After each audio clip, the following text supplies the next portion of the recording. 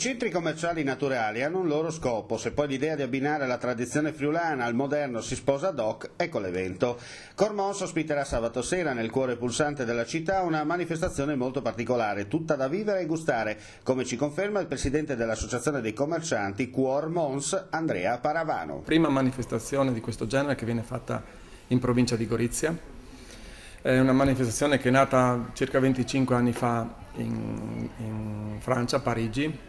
Prevede la sua caratteristica principale che tutti devono essere vestiti di bianco dalla testa ai piedi, si devono portare tutto da casa, tavoli, sedie, cibari e tutto quanto, e devono poi riportare tutto, lasciare libero come hanno trovato il posto, le vie o le piazze che hanno trovato, insomma.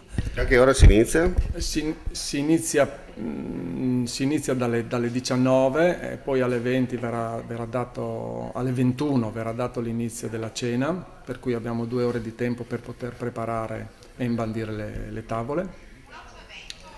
E poi questo dura fino a circa mezzanotte, ci saranno degli intrattenimenti musicali lungo le vie, ci saranno degli spettacoli di contorno nelle vie adiacenti, organizzati sempre da Cormons nell'ambito di questa manifestazione.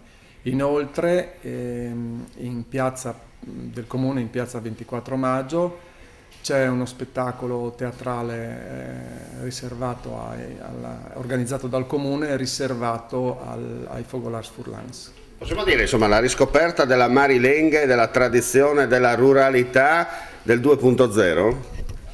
Sì, possiamo dire che è